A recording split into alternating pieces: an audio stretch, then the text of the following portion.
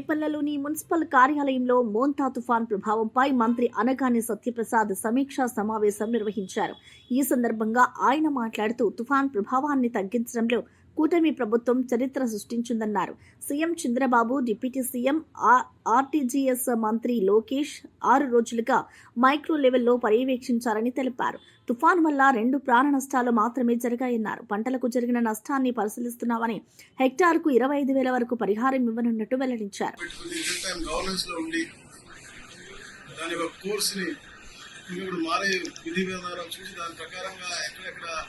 Effect అవుతుందో అక్కడ ఉన్న అధికారులందరినీ కూడా అప్రమత్తం చేశారు.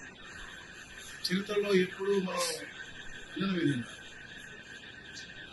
2 రోజుల ముందు నుంచే అధికారులు కావాల్సిన ఏంటంటే అన్ని సదుపాయాలు, పంపాల దగ్గర నుంచి ట్రాక్టర్లు, జెన్సెట్లు, అలాగే ఇన్వర్టర్లు, అలాగే ముందుగానే ఎక్కడెక్కడ లో ఏరియాస్ ఉన్నాయో, ఎక్కడైతే ఇనండేషన్ అవుతుందో అక్కడ ఉన్నటువంటి ప్రాంతాలన్నీ వికేట్ చేసి వాటిని అక్కడున్న ప్రజలందరూ కూడా రీహాబ్ తీసుకొచ్చి వాళ్ళకందరూ క్వాలిటీ ఫుడ్, అలాగే మెడిసిన్స్, ఎవరికైతే హాస్పిటల్కి వెళ్ళాలి, ముఖ్యంగా గర్భిణీ స్త్రీలు అవ్వచ్చు, డయాలసిస్ పేషెంట్ అవ్వచ్చు, వాళ్ళందరినీ కూడా ఆసుపత్రికి తీసుకెళ్లే విధంగా, లేకపోతే ఎక్కడైతే సేఫ్ జోన్స్ ఉన్నాయో ఆ జోన్కి తీసుకెళ్లే విధంగా తీసుకెళ్ళడం జరిగింది. అలాగే ఏదో పోలీస్ టవర్స్ ఉన్నాయి, 81 ఉన్నాయి రాష్ట్రంలో, అవన్నీ కూడా ఎక్కడ ఇబ్బంది జరగకుండా, అలాగే ఏదైతే మనకి సబ్స్టేషన్స్ ఉన్నాయో ఏ గ్రామానికి కూడా పవర్ పోయిన వెంటనే కొన్ని గంటల్లోనే వచ్చే విధంగా ఆ ఏర్పాట్లు చూస్తున్నారు. అలాగే ముందుగానే కమాండ్ కంట్రోల్ రూమ్ పెట్టి అక్కడ అధికారులు పెట్టి క్షేత్రస్థాయిలో ఉన్న అధికారులకి ఎప్పటికప్పుడు సమాచారం అందిస్తూ ఎక్కడెక్కడ ఎలాంటి ప్రికాషన్స్ తీసుకోవాలని కూడా తెలియజేయడం నిజంగా ఇది ఒక చరిత్ర. ఇవన్నీ చూస్తూ ఉంటే బ్లూ మీడియా వాళ్ళు ఇష్టానుసారం మాట్లాడుతూ ఉంటారు. టెక్నాలజీ వాడి ఏం చేశారు, నిజంగా ఇంత అద్భుతంగా టెక్నాలజీ వాడి గౌరవ ముఖ్యమంత్రి గారు వారి టీం అంతా కూడా క్షణక్షణం దాన్ని పర్యవేక్షణ ఎక్కడ కూడా హ్యూమన్ లాస్ లేదు.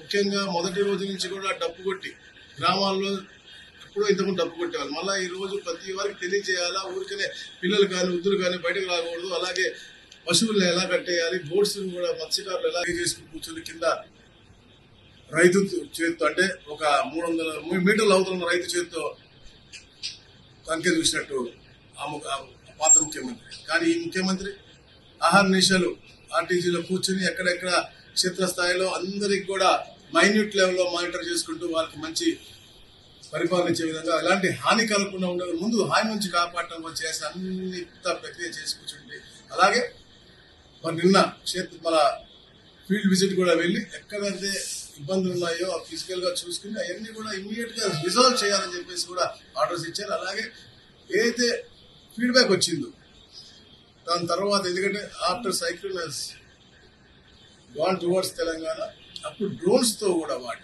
ఎక్కడెక్కడ మనకి అగ్రికల్చర్ పరంగా మనకి ఇబ్బంది కలిగిందో అది ఫ్యూచర్ లో మళ్ళా అలాంటి ఇబ్బంది రాకుండా ఉండాలని చేయాల్సిన ప్రక్రియ, అలాగే ఉన్నటువంటి వాటి నుంచి కూడా ఎక్కడ కూడా ఇబ్బంది కలగకుండా సైక్లోన్ ఆఫ్టర్ ఎఫెక్ట్ రాకుండా ఉండేది దానికి సైంటిస్టులను కూడా పంపించి అగ్రికల్చర్ వాళ్ళు అనుసంధానం చేసి వారికి కూడా మంచి, అంటే ఇంత మంచి చేయాలని చెప్పి తప్పన పనిచేస్తున్న ముఖ్యమంత్రి నిజంగా మన గుంటూరు నిజంగా చాలా అదృష్టదాయకం అని చెప్పేసి కూడా రాష్ట్ర ప్రజలందరూ అనుకుంటారు. తరుణంలో ఈ బ్లూ మీడియా పిచ్చి పిచ్చిగా మాట్లాడటం నిజంగా బాధాకరమైన విషయం.